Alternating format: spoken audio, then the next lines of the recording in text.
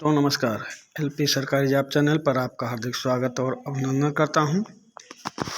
ये कक्षा 6 सामाजिक विज्ञान, हमारा इतिहास और नागरिक जीवन के पाठ 3 नदी घाटी की सभ्यता, हड़प्पा सभ्यता। इस पाठ से आपके पास क्वेश्चन जा रहे हैं। इस पाठ से जितने प्रश्न बन सकते थे वो प्रश्न आपके पास भेज रहा हूँ, और जो आपकी पाठ पुस्तक में अभ्यास दिया गया है उसका हल करके भी आपके पास भेज रहा हूँ। तो आप सेशन को सबसे पहले दोस्तों के पास शेयर करें जो कक्षा 5 में पिछली कक्षाओं में आपके साथ पढ़े हैं, और आप उनका नंबर जानते हैं, उनका लिंक जानते हैं, तो उनके लिंक पे इस सेशन को शेयर करें और उनसे भी कहें कि ये चैनल सब्सक्राइब कर लें, क्योंकि इस पर अभ्यास ही नहीं अपितु पाठ से जितने भी प्रश्न बन सकते हैं उन प्रश्नों को बनाकर साथ में पाठ पुस्तक में जो अभ्यास दिया गया है उसका भी हल करके आपके पास भेजा जाता है। यानी कि पाठ का संपूर्ण ज्ञान आपको दिया जा रहा है। तो इस चैनल से जुड़ें, सब्सक्राइब करें। तो चलिए अब इस पाठ से जो प्रश्न बन सकते हैं वो आपके सामने भेज रहा हूँ। प्रश्न नंबर 1, विश्व की प्राचीन सभ्यताओं का विकास कहाँ पर हुआ? विश्व की प्राचीन सभ्यताओं का विकास कहाँ पर हुआ? प्रश्न नंबर 1, ये नदियों के किनारे हुआ, या पहाड़ों पर हुआ, या समुद्र के किनारे हुआ, या झाड़ियों के किनारे हुआ?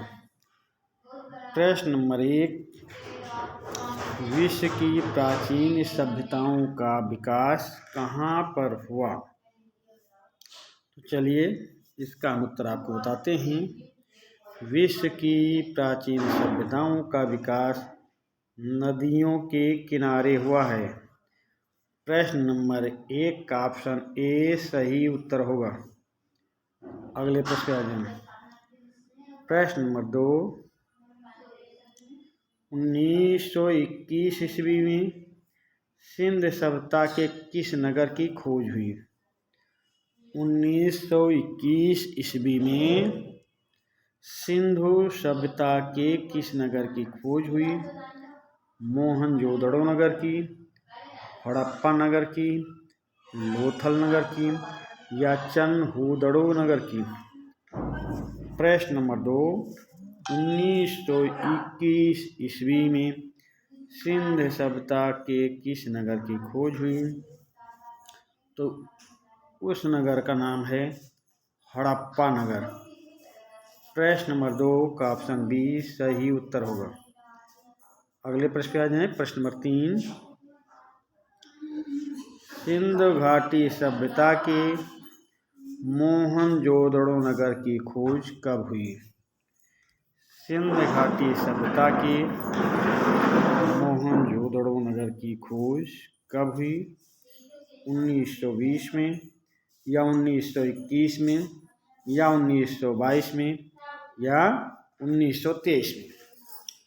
प्रश्न नंबर 3, सिंधु घाटी सभ्यता के मोहनजोदड़ो नगर की खोज कब हुई? 1920 में हुई, 1921 में हुई, 1922 में हुई, या 1923 में हुई? तो प्रश्न नंबर 3 का उत्तर सही होगा 1922। ऑप्शन सी सही उत्तर होगा। प्रश्न नंबर 3 का ऑप्शन सी सही उत्तर होगा। अगले प्रश्न पे आ जाएं। प्रश्न नंबर 4, हड़प्पा सभ्यता की खोज किसने की? हड़प्पा सभ्यता की खोज किसने की? दयाराम साहनी ने, राखालदास बनर्जी ने, एम जी मजूमदार ने, SR राव ने। प्रश्न नंबर 4, हड़प्पा सभ्यता की खोज किसने की?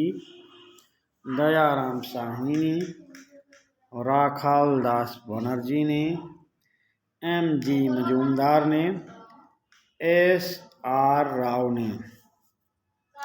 तो हड़प्पा सभ्यता की खोज करने वाले थे दयाराम साहनी। प्रश्न नंबर 4 का ऑप्शन ए सही उत्तर होगा। चलिए अगले प्रश्न पे आ जाएं। प्रश्न नंबर 5, मोहनजोदड़ो की खुदाई किसने करवाई थी? मोहनजोदड़ो की खुदाई किसने करवाई थी? राखालदास बनर्जी ने, या SR राव ने, या दयाराम साहनी ने, या MG मजूमदार ने। प्रश्न नंबर 5, मोहनजोदड़ो की खुदाई किसने करवाई थी? राखालदास बनर्जी ने, SR राव ने, दयाराम साहनी ने, या MG मजूमदार ने। तो मोहनजोदड़ो की खुदाई करवाई थी राखालदास बनर्जी ने। प्रश्न नंबर 5 का ऑप्शन ए सही उत्तर होगा। प्रश्न नंबर 6, मोहनजोदड़ो का अर्थ क्या है? मोहनजोदड़ो का अर्थ क्या है? मृतकों का टीला, बालू का ढेर, राख का ढेर, ईंटों का पकाने वाला स्थान। ईंटों को पकाने वाला स्थान। प्रश्न नंबर 6, मोहनजोदड़ो का अर्थ क्या है? मृतकों का टीला, बालू का ढेर, राख का ढेर, या ऑप्शन डी ईंटों को पकाने वाला स्थान। तो प्रश्न नंबर 6 का ऑप्शन ए सही उत्तर होगा, मृतकों का टीला।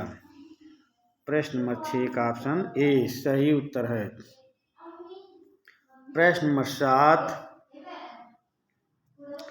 सिंधु घाटी सभ्यता को हड़प्पा सभ्यता क्यों कहते हैं? सिंधु घाटी सभ्यता को हड़प्पा सभ्यता क्यों कहते हैं? ऑप्शन ए, सबसे पहले हड़प्पा सभ्यता की खुदाई हुई इसलिए कहते हैं। ऑप्शन ए में है सबसे पहले हड़प्पा सभ्यता की खुदाई हुई इसलिए कहते हैं। ऑप्शन बी, सबसे पहले लोथल की खुदाई हुई इसलिए कहते हैं। ऑप्शन सी, हड़प्पा सभ्यता से पकी ईंटों के प्रमाण मिले हैं इसलिए कहते हैं। हड़प्पा सभ्यता से पकी ईंटों के प्रमाण मिले हैं इसलिए कहते हैं। हड़प्पा से बड़ा स्नानागार मिला है इसलिए कहते हैं। प्रश्न नंबर 7, सिंधु घाटी सभ्यता को हड़प्पा सभ्यता क्यों कहते हैं? तो प्रश्न नंबर 7 का ऑप्शन ए सही उत्तर होगा। सबसे पहले हड़प्पा सभ्यता की खुदाई हुई इसलिए सिंधु घाटी सभ्यता को हड़प्पा सभ्यता कहते हैं। प्रश्न नंबर 7 का ऑप्शन ए सही उत्तर होगा। प्रश्न नंबर 8, उत्तर प्रदेश के मेरठ जिले में हिंडन नदी के तट पर किस पुरास्थल की खुदाई हुई? प्रश्न नंबर 8, उत्तर प्रदेश के मेरठ जिले में हिंडन नदी के तट पर किस पुरास्थल की खुदाई हुई? ऑप्शन ए, आलमगीर पुरास्थल, या हड़प्पा पुरास्थल, या मोहनजोदड़ो पुरास्थल, या लोथल पुरास्थल। प्रश्न नंबर 8, उत्तर प्रदेश के मेरठ जिले में हिंडन नदी के तट पर किस पुरास्थल की खुदाई हुई? तो ये खुदाई हुई है आलमगीरपुर पुरास्थल की। प्रश्न नंबर 8 का ऑप्शन ए सही उत्तर होगा। चलिए अगले प्रश्न पे चलते हैं। प्रश्न नंबर 9 सिंधु घाटी सभ्यता में घर कैसी ईंट के बने होते थे? सिंधु घाटी सभ्यता में घर कैसी ईंट के बने होते थे? कच्ची ईंटों के बने हुए थे, पकी हुई ईंटों के बने हुए थे, मिट्टी के बने हुए थे, लकड़ी के बने हुए थे। प्रश्न नंबर 9 सिंधु घाटी सभ्यता में घर कैसी ईंट के बने होते थे? कच्ची ईंटों के बने होते थे, पकी हुई ईंटों के बने होते थे, मिट्टी के बने हुए थे, या ऑप्शन डी लकड़ी के बने हुए थे। तो प्रश्न नंबर 9 का ऑप्शन बी सही उत्तर होगा। पकी हुई ईंटों के बने हुए थे। प्रश्न नंबर 9 का ऑप्शन बी सही उत्तर होगा। अगले प्रश्न पे आ जाएं। प्रश्न नंबर 10 हड़प्पा वासियों का मुख्य भोज पदार्थ कौन सा था?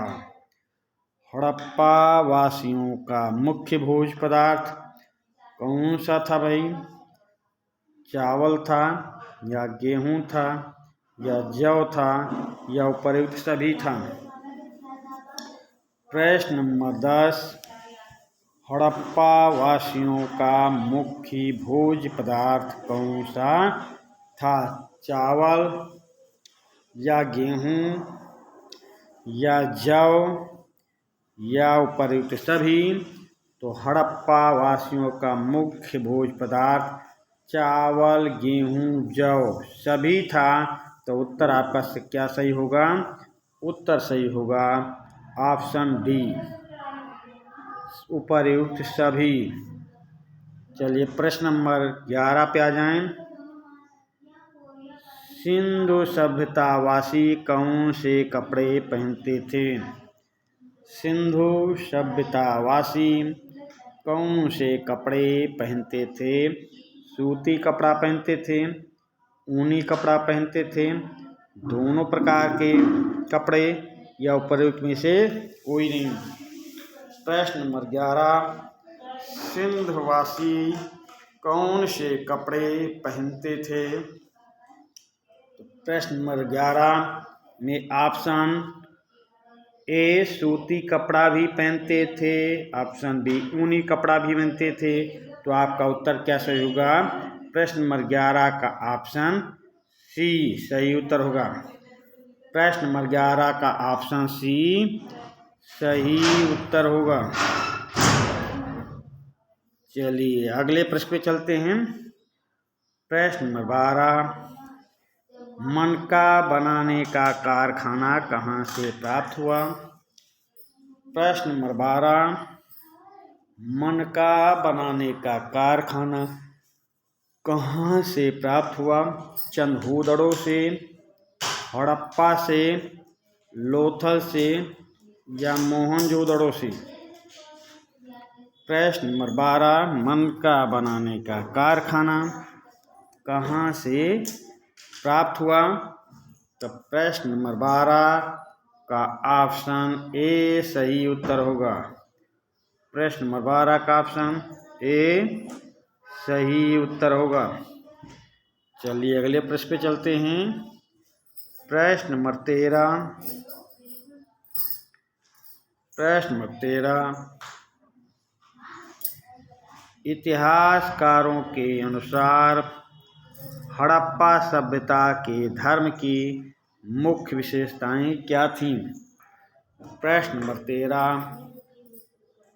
इतिहासकारों के अनुसार हड़प्पा सभ्यता के धर्म की मुख्य विशेषताएं क्या थीं? ऑप्शन देखते हैं। मातृशक्ति की उपासना, शिव की पूजा, वृक्ष की पूजा, पशु पूजा, या ऑप्शन डी उपर्युक्त सभी। प्रश्न नंबर 13 का उत्तर क्या सही होगा? तो प्रश्न नंबर 13 का उत्तर सही होगा उपर्युक्त सभी, ऑप्शन ई सही उत्तर होगा।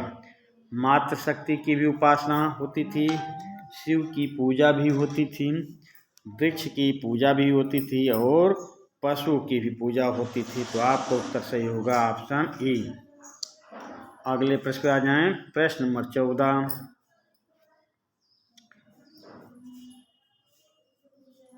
कहाँ से बनी नर्तकी की मूर्ति? कांसे की बनी? ये भाई कांसे है, कांसे, कांसे, कांसे से बनी नर्तकी की मूर्ति कहाँ से मिली है? प्रश्न नंबर 14 कांसे की बनी नर्तकी की मूर्ति कहाँ से मिली है? मोहनजोदड़ो से मिली है, या हड़प्पा से मिली है, या लोथल से मिली है, या आलमगीरपुर से मिली है? प्रश्न नंबर 14 कांसे की बनी नर्तकी की मूर्ति कहाँ से मिली है? तो मिली है मोहनजोदड़ो से। प्रश्न नंबर 14 का ऑप्शन ए सही उत्तर होगा। अगले प्रश्न पे आ जाएं। हड़प्पा सभ्यता कैसी सभ्यता है? हड़प्पा सभ्यता कैसी सभ्यता है? कांस्य युगीन सभ्यता, या तांबा युगीन सभ्यता, या लौह युगीन सभ्यता, या चांदी युगीन सभ्यता? प्रश्न नंबर 15 हड़प्पा सभ्यता कैसी सभ्यता है? कांस्य युगीन सभ्यता, तांबा युगीन सभ्यता, लौह युगीन सभ्यता, या चांदी युगीन सभ्यता? तो प्रश्न नंबर 15 का ऑप्शन ए सही उत्तर होगा। हड़प्पा सभ्यता कांस्य युगीन सभ्यता थी। प्रश्न नंबर 16 हड़प्पा सभ्यता को किस युग के अंतर्गत रखते हैं?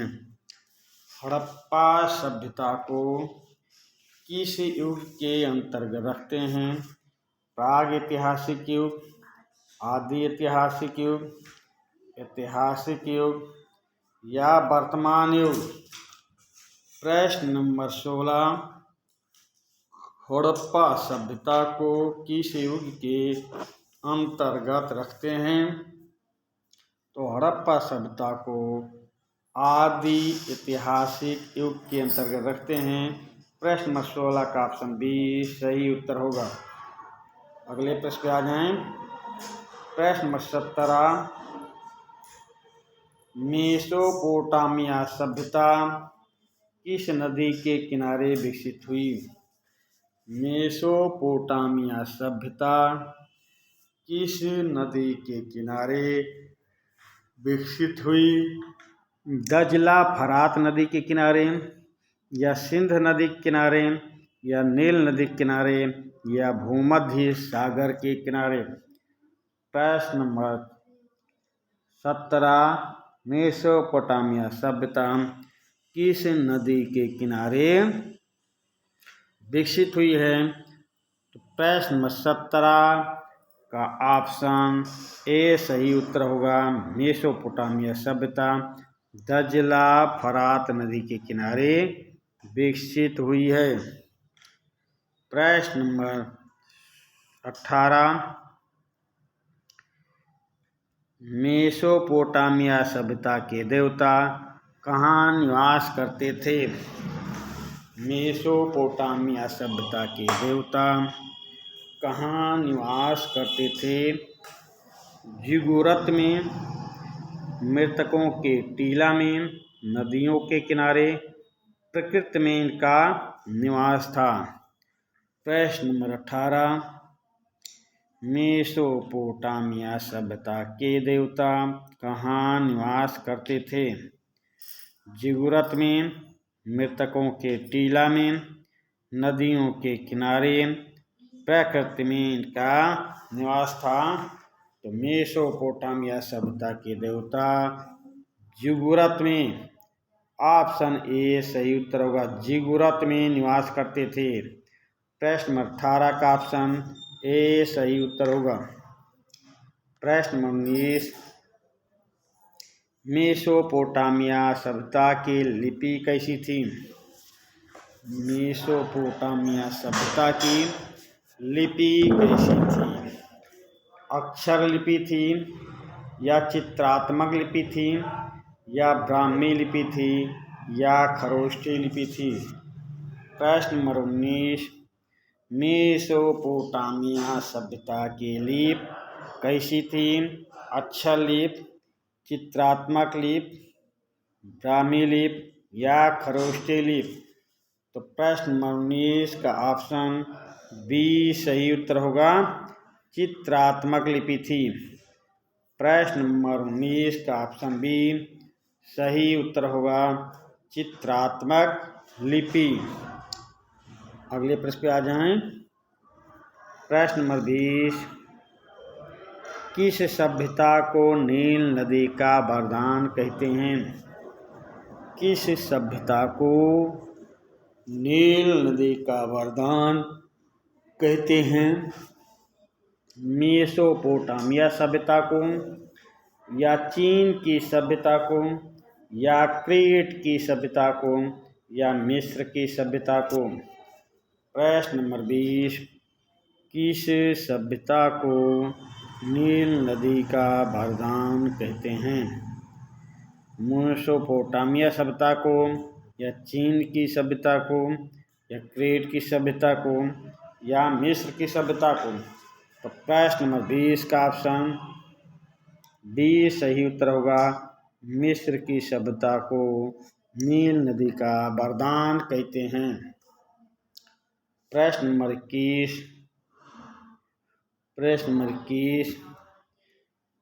शवों को संरक्षित करने के लिए किस पदार्थ का लेप लगाकर पतले एवं मुलायम कपड़े से ढका जाता है, जिसे ममी कहते हैं? प्रश्न नंबर 21, शवों को संरक्षित करने के लिए उनके शरीर पर किस पदार्थ का लेप लगाकर पतले एवं मुलायम कपड़े से ढका जाता है, जिसे ममी कहते हैं? ये शव में भाई ऐसा रहेगा, शवों में, ये सा गलत है। शवों में, शवों को संरक्षित करने के लिए उनके शरीर पर किस पदार्थ का लेप लगाकर पतले एवं मुलायम कपड़े से ढका जाता है, इसे ममी कहते हैं? तो प्रश्न नंबर 21 का ऑप्शन ए सही उत्तर होगा, नाइट्रॉन नमक पदार्थ का लेप लगाकर। शवों को सुरक्षित रखने के लिए नाइट्रॉन नामक पदार्थ लगाकर रख दिया जाता है, जिसे ममी कहते हैं। तो प्रश्न नंबर 21 का ऑप्शन ए सही उत्तर होगा। अगले प्रश्न पे आ जाएं। प्रश्न नंबर 22, ममी को कहाँ रखा जाता है? प्रश्न नंबर 22, ममी को कहाँ रखा जाता है? मंदिरों में रखा जाता है, या पिरामिड के अंदर रखा जाता है, या कब्रिस्तान में रखा जाता है, या खुले आकाश में छोड़ दिया जाता है? प्रश्न नंबर 22, ममी को कहाँ रखा जाता है? तो प्रश्न नंबर 22 का ऑप्शन बी सही उत्तर होगा, पिरामिड के अंदर रखा जाता है। प्रश्न नंबर 22, ममी को कहाँ रखा जाता है? तो ममी को पिरामिड के अंदर रखा जाता है। अगले प्रश्न पे आ जाएं। प्रश्न नंबर 23 क्रीट सभ्यता या महान सभ्यता को किस सागर के किनारे विकसित हुई? क्रीट सभ्यता या महान सभ्यता किस सागर के किनारे विकसित हुई? प्रश्न नंबर 23 क्रीट सभ्यता या महान सभ्यता किस सागर के किनारे विकसित हुई? लाल सागर के किनारे, मृत सागर के किनारे, भूमध्य सागर के किनारे या बंगाल की खाड़ी के किनारे? प्रश्न नंबर 23 तो प्रश्न नंबर 23 का ऑप्शन सी सही उत्तर होगा, भूमध्य सागर के किनारे।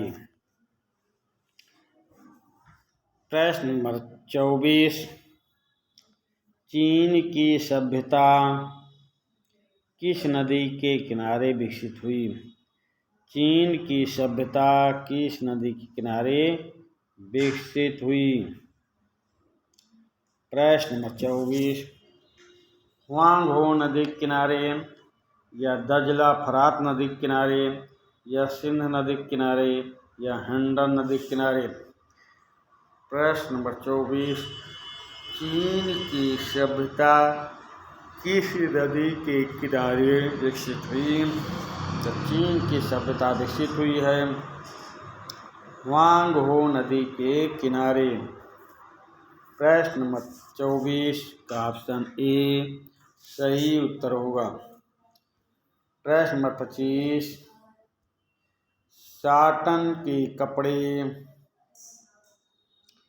प्रश्न नंबर 25 साटन के कपड़े तथा बांस पर लिखा सबसे पहले कहाँ शुरू किया गया?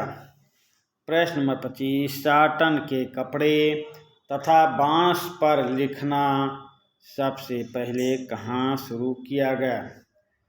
प्रश्न नंबर 25 साटन के कपड़े और बांस पर लिखना सबसे पहले कहाँ शुरू किया गया? तो ऑप्शन ए सही उत्तर होगा, चीन में, चीन। प्रश्न नंबर 26 कागज का आविष्कार सर्वप्रथम किस देश में हुआ? कागज का आविष्कार सर्वप्रथम किस देश में हुआ? चीन में आविष्कार हुआ, चीन में आविष्कार हुआ या अमेरिका में आविष्कार हुआ या सऊदी अरब में आविष्कार हुआ या ईरान में आविष्कार हुआ? तो प्रश्न नंबर 20 कागज का सर्वप्रथम किस देश में आविष्कार हुआ? तो प्रश्न नंबर 26 का ऑप्शन ए सही उत्तर होगा, चीन में आविष्कार हुआ। चलिए अगले प्रश्न पे चलते हैं। पाठ पुस्तक से अभ्यास। पाठ्य पुस्तक से अभ्यास। प्रश्न 1 है निम्नलिखित में से सही विकल्प का चयन करें। प्रश्न नंबर 1 निम्नलिखित में से सही विकल्प का चयन करें। ये आपकी ही पुस्तक से है और पाठ पुस्तक में जो अभ्यास दिया गया है, पहले जो प्रश्न आपके पाठ से हो सकते थे उन प्रश्नों को बनाकर आपके पास इसी सेशन में भेज रहा हूँ। और पाठ पुस्तक की जो पाठ पुस्तक के अभ्यास में दिया गया है उसका हल भी आपके पास भेज रहा हूँ। तो उसका प्रश्न नंबर 1 निम्नलिखित में से सही विकल्प का चयन करें। तो प्रश्न 1 का ऑप्शन ए सिंध घाटी की सभ्यता कैसी थी? सिंध घाटी की सभ्यता कैसी थी? तो ग्रामीण सभ्यता थी या नगरीय सभ्यता थी या अर्ध नगरीय सभ्यता थी? प्रश्न नंबर 1 का ऑप्शन 2 सिंध घाटी की सभ्यता कैसी थी?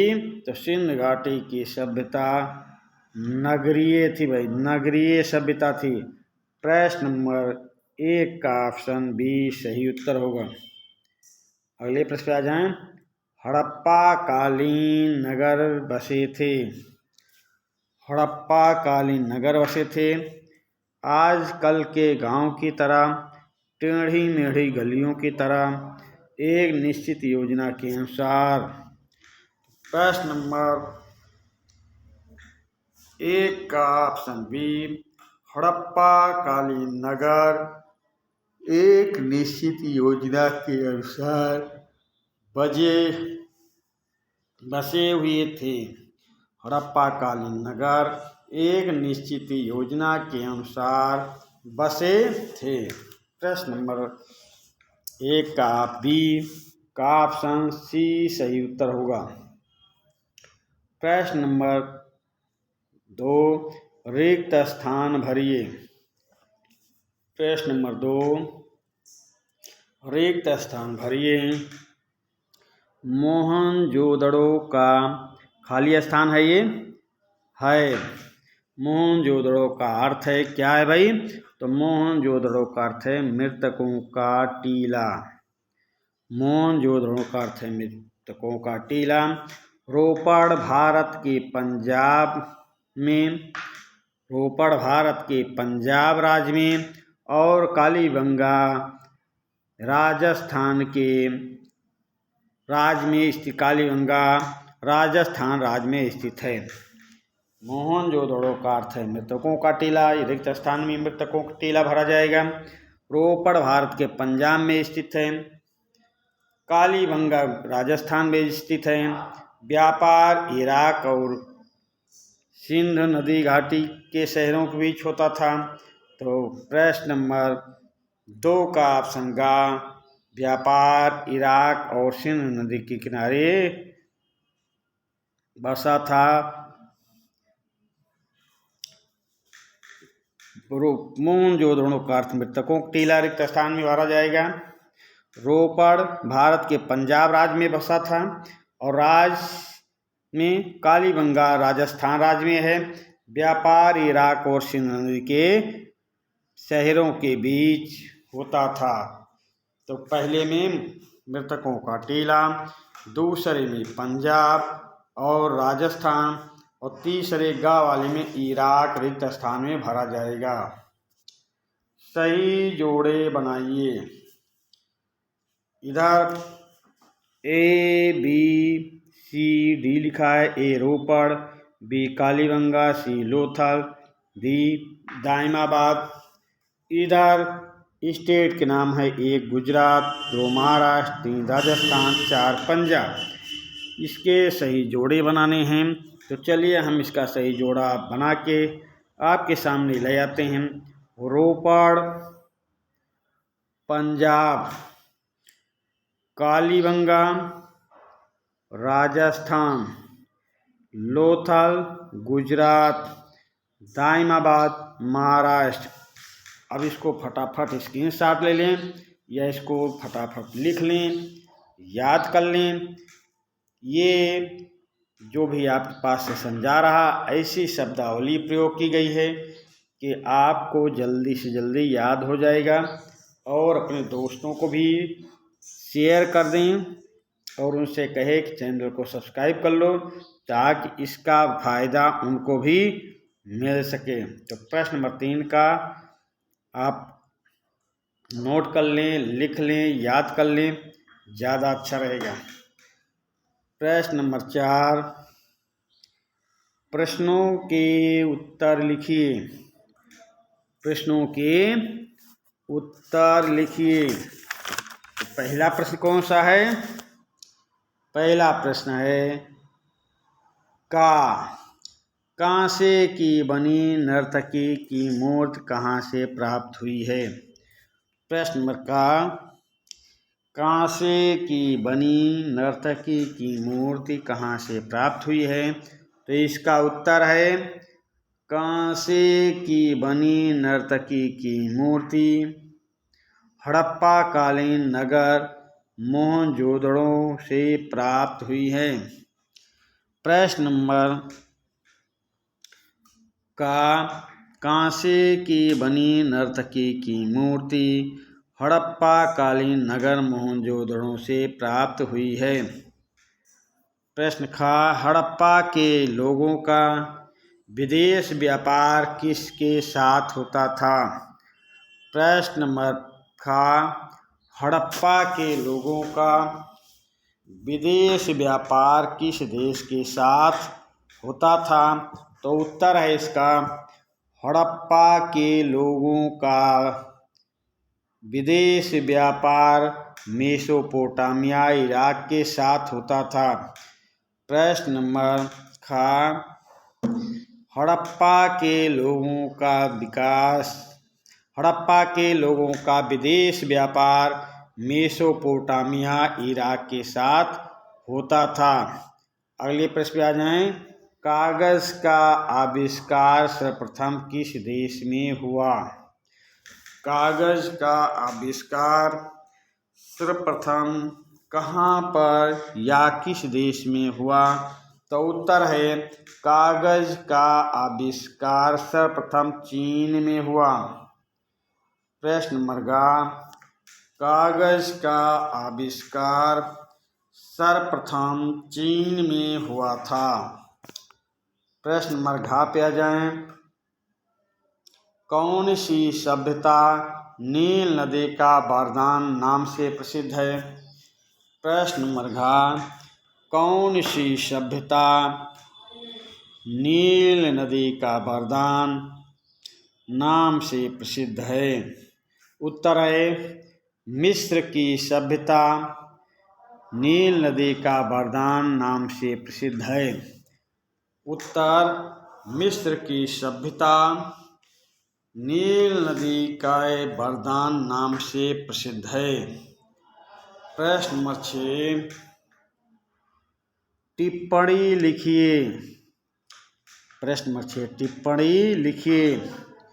हड़प्पा कालीन नगर निर्माण योजना। प्रश्न नंबर 6 में टिप्पणी लिखिए। तो हड़प्पा कालीन नगर निर्माण योजना, तो इसको लिखना चालू करें, याद कर लें ऐसा ही। हड़प्पा कालीन नगरों का निर्माण एक निश्चित योजना के आधार पर हुआ। हड़प्पा कालीन नगरों का निर्माण एक निश्चित योजना के आधार पर हुआ या किया गया। सड़कें चौड़ी थीं। सड़कें पूर्व से पश्चिम की ओर तथा उत्तर से दक्षिण की ओर जाती थीं। हर घर की नाली बड़े नालों से मिल जाती थी। हर नाली में हल्की सी ढाल होती थी जिससे पानी आसानी से बह सके। इससे पता चलता है कि हड़प्पा सभ्यता के लोग सफाई और स्वच्छता के प्रति जागरूक थे। तो चलिए ये सेशन का ये उत्तर आपकी स्क्रीन पर 2 मिनट है। 2 मिनट बाद इसको आप 2 मिनट में लिख लेंगे, समझ लेंगे और नोटबुक में उतार लेंगे। तो हड़प्पा कालीन नगर निर्माण योजना, हड़प्पा कालीन नगरों को एक निश्चित योजना के आधार पर किया गया था। सड़कें चौड़ी थी। सड़कें पूर्व से पश्चिम की ओर थीं तथा उत्तर से दक्षिण की ओर थी। हर घर की नाली बड़े नालों से मिल जाती थी। हर नाली में हल्की सी ढाल होती थी जो पानी आसानी से बह सके।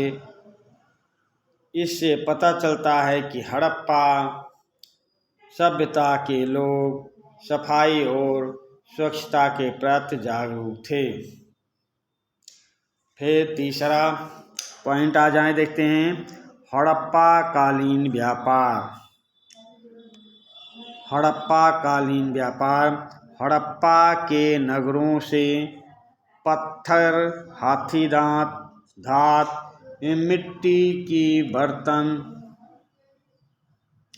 मिट्टी की बनी हुई बर्तन एवं वस्तुएं मिली हैं। व्यापारी जब एक स्थान से दूसरे स्थान सामान भेजते थे तो सामान बांधकर उस पर गीली मिट्टी लगाते थे। और गीली मिट्टी पर अपनी मुहर छाप या बना देते होंगे। उनके पास सामान की कोई पहचान नहीं रही।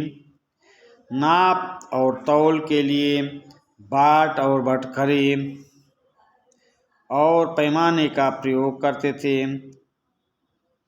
ऐसी मोहरें दूसरे देशों में भी पाई जाती हैं, खासकर मेसोपोटामिया में। लगता है कि उन दिनों इराक और हड़प्पा के नगरों के बीच व्यापार होता था। हड़प्पा कालीन व्यापार तो हड़प्पा के नगरों से पत्थर, हाथी दांत, धात एवं मिट्टी की बनी कांसे की वस्तुएं मिली हैं। व्यापारी जब एक स्थान से दूसरे स्थान सामान भेजते हैं तो सामान बांधकर उस पर गीली मिट्टी लगाते होंगे और गीली मिट्टी पर अपना मुहर की छाप बना देते होंगे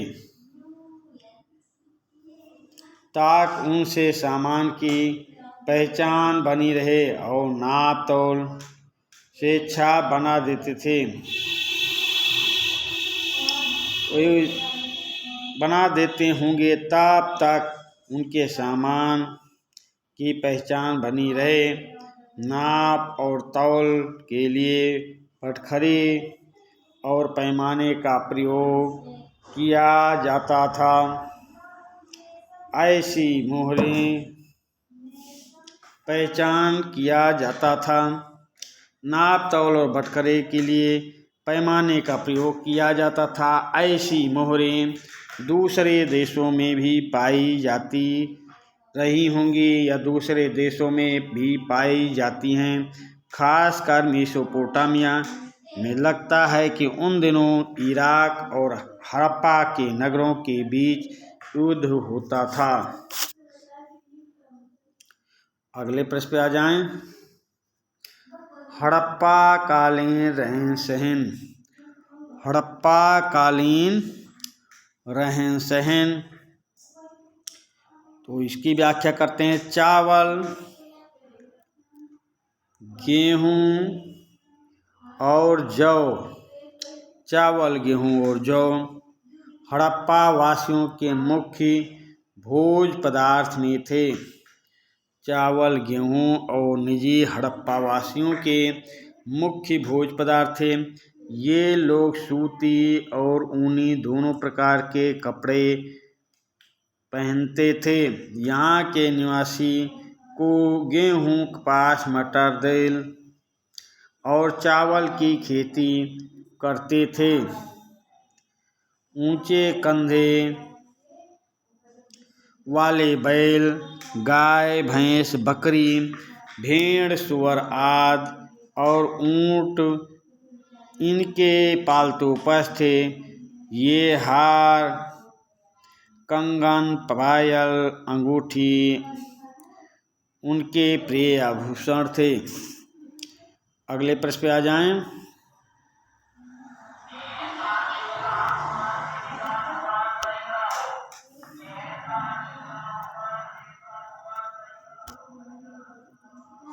अगले प्रश्न पे आ जाते हैं। प्रश्न नंबर अगला, हड़प्पा कालीन देवी देवता। हड़प्पा कालीन देवी देवता। हड़प्पा वासी मिट्टी से देवी देवता की मूर्तियां बनाते थे। हड़प्पा वासी मिट्टी से देवी देवता की मूर्तियां बनाते थे। इस प्रकार की एकमात्र देवी की मूर्ति की खुदाई प्राप्त हुई है। इसके अलावा पत्थर के चौकोर पट्टे पर एक आकृति के सिर पर भैंस के सिंह का चित्र भी है। उसके चारों ओर अनेक कई जानवर बैठे हैं। संभवतः सिंहवादी इन पशुओं का देवताओं मानकर पूजा करते थे। कुछ मोहरों पर पीपल की पत्तियां और बांस की आकृतियां भी मिली हैं। शायद यह उनकी भी पूजा करती थी। हड़प्पावासी मातृशक्ति की उपासना करते थे। चलिए प्रश्न नंबर 7, सिंध घाटी के नगरों के बारे में लोगों को कैसे पता चला? हड़प्पा सभ्यता को नष्ट करने के क्या कारण हो सकते हैं? नष्ट होने के क्या कारण हो सकते हैं? प्रश्न नंबर 7, सिंध घाटी के नगरों के बारे में लोगों को कैसे पता चला? हड़प्पा सभ्यता के नष्ट होने के क्या कारण हो सकते थे? तो चलिए उत्तर हम बताते हैं आपको। उत्तर, सन 1921 में पुरातत्वविद ने पंजाब प्रांत में हड़प्पा नामक स्थल की खोज की, जिसके अध्ययन से ज्ञात होता है कि यह एक नगरीय सभ्यता के अवशेष हैं। सिंध प्रांत में मोहनजोदड़ो की खोज हुई। जब इन स्थलों की विस्तृत खुदाई हुई तो नीचे दबा हुआ पूरा का पूरा शहर निकल आया। धीरे धीरे खोज आगे बढ़ी और पता चला कि उस समय कई नगर थे। ये नगर सिंध नदी और उसकी सहायक नदियों की घाटियों में बसे हुए थे। हड़प्पा सभ्यता के नष्ट होने के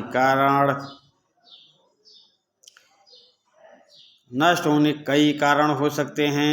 बाढ़ या भूकंप, महामारी या महामारी या आक्रमण आदि।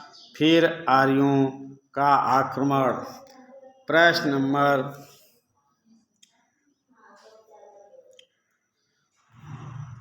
7, 1921 में पुरातत्वविद ने पंजाब प्रांत में हड़प्पा नामक स्थल की खोज की, जिसके अध्ययन से ज्ञात हुआ कि यह एक नगरीय सभ्यता के अवशेष हैं।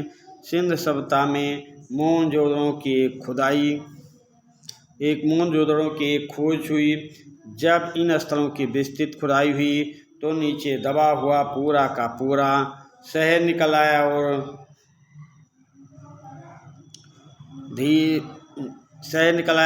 धीरे धीरे खोज आगे बढ़ी और पता चला कि उस समय कई नगर थे। यह सभी नगरों के लिए ये सभी नगर सिंध नदी और उसकी सहायक नदियों की घाटी में बसे हुए थे। हड़प्पा सभ्यता के नष्ट होने के कई कारण हो सकते हैं। बाढ़ या भूकंप, महामारी, आक्रमण, आग या फिर आर्यों का आगमन। इसकी व्याख्या फिर से देख लेते हैं। प्रश्न है 7, सिंध घाटी के नगरों के बारे में लोगों को कैसे पता चला? हड़प्पा सभ्यता के नष्ट होने के क्या कारण हो सकते हैं? अब इसका उत्तर है 1921 में पुरातत्वविद ने पंजाब प्रांत में हड़प्पा नामक स्थान की खोज की, जिसके अध्ययन से ज्ञात हुआ कि यह एक नगरीय सभ्यता के अवशेष हैं। सिंध प्रांत में मोहनजोदड़ो की खोज हुई। जब इन स्थलों की विस्तृत खुदाई हुई तो नीचे दबा हुआ पूरा का पूरा शहर निकल आया। धीरे धीरे खोज आगे बढ़ी और पता चला कि उस समय कई नगर थे। ये सभी नगर सिंध नदी और उसकी सहायक निकल आया और धीरे धीरे खोज आगे बढ़ी और पता चला कि उस समय कई नगर थे। ये सभी नगर सिंध नदी और उसकी सहायक नदियों की घाटी में बसे हुए थे।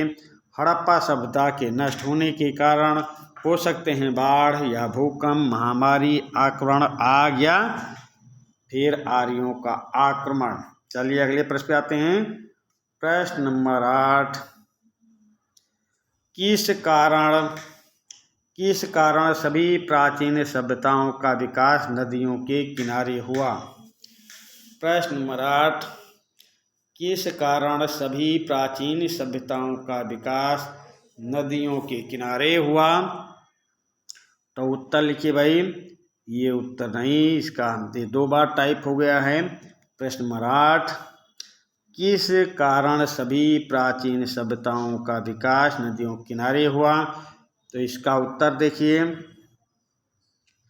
उत्तर, खेती के लिए पानी की उपलब्धता ने अधिक अन्न उत्पादन में मदद की। इससे व्यापार को बढ़ावा मिला, जिससे नगरों का विकास संभव हो सका। व्यापार के लिए जल मार्ग सुलभ था, साथ ही नदी मार्ग से व्यापार सस्ता, आसान और सुरक्षित था। नगरीय जीवन में कृषि के अपेक्षा अन्य काम धंधों को अधिक महत्व मिला। यह काम धंधों के लिए कच्चे माल की उपलब्धता तथा उससे निर्मित वस्तुओं ने नगरीय जीवन की ओर उन्नत बनाया। यही कारण है कि सभी प्राचीन धर्मों की यही कारण है कि सभी प्राचीन सभ्यताओं का विकास नदियों के किनारे हुआ। उत्तर फिर से सुन लें। खेती के लिए पानी की उपलब्धता ने अधिक अन्न उत्पादन में मदद की। इससे व्यापार को बढ़ावा मिला, जिससे नगरों का विकास संभव हो सका। व्यापार के लिए जल मार्ग सुलभ था, साथ ही नदी मार्ग से व्यापार सस्ता, आसान और सुरक्षित था। नगरीय जीवन में कृषि के अपेक्षा अन्य काम धंधों को अधिक महत्व मिला। यह काम धंधों के लिए कच्चे माल की उपलब्धता तथा उससे निर्मित वस्तुओं ने नगरीय जीवन को उन्नत बनाया। यही कारण है कि सभी प्राचीन सभ्यताओं का विकास नदियों के किनारे हुआ। प्रश्न नंबर 9,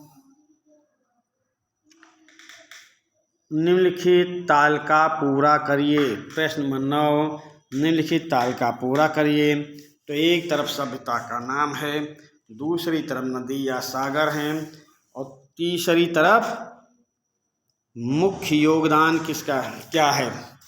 मुख्य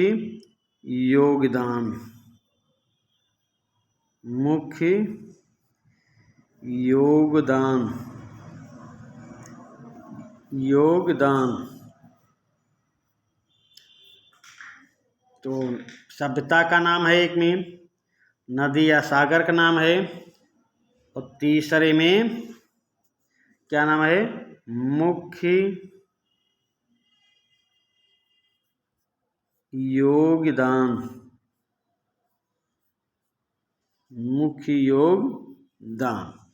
चलिए तो ये देखते हैं भाई। पहली सभ्यता मेसोपोटामिया की सभ्यता किस नदी के किनारे है? दजला फरात नदी के किनारे। मेसोपोटामिया सभ्यता से मानव जात ने क्या सीखा? ये जिगूरत में रहते थे, यानी मंदिर, बीज गणित सीखा, रेखा गणित सीखा। फिर मिस्र की सभ्यता से, मिस्र सभ्यता नील नदी का वरदान कहा जाता है। पिरामिड और सूर्य पंचांग कहाँ से मिले हैं? मिस्र की सभ्यता से। क्रीट की सभ्यता भूमध्य सागर में स्थित है। ये जलयान चित्रकारी के लिए बहुत अच्छा स्थान है। क्रीट की सभ्यता भूमध्य सागर के किनारे स्थित है। जलयान चित्रकारी के लिए अच्छी सभ्यता है। चीन की सभ्यता ह्वांग हो नदी के किनारे, यहाँ इस सभ्यता से लेखन कला का विकास हुआ है। चीन की सभ्यता ह्वांग हो नदी के किनारे स्थित है और चीन की सभ्यता से लेखन कला का विकास हुआ। फिर प्रश्न, हड़प्पा सभ्यता। हड़प्पा सभ्यता सिंध नदी के किनारे स्थित है और हड़प्पा सभ्यता से नगरीय सभ्यता एवं कपास की खेती का वर्णन है। कपास की खेती मिली। अगले प्रश्न पे आ जाएं। प्रश्न नंबर 10, सिंधु घाटी के नगरों से मिलने वाली मोहरों के बारे में 4 मुख्य बातें बताएं। प्रश्न नंबर 10, सिंधु घाटी के नगरों से मिलने वाली मोहरों के बारे में 4 मुख्य बातें बताएं। प्रश्न नंबर 10। तो चलिए इसका उत्तर हम देखते हैं। सिंधु घाटी के शहरों से प्राप्त मोहरों पर आदमी, जानवरों, पौधों और बर्तनों की आकृतियाँ बनी हुई हैं। एक मिट्टी की मूर्ति मिली है जो शायद उन लोगों की देवी की मूर्ति थी। एक आकृति के सिर पर भैंसे का चित्र है, शायद यह पशुओं का देवता था जो पूजा करता था। जो पूजा जाता था। एक मुहर पर पीपल की पत्तियां और सांप बने हुए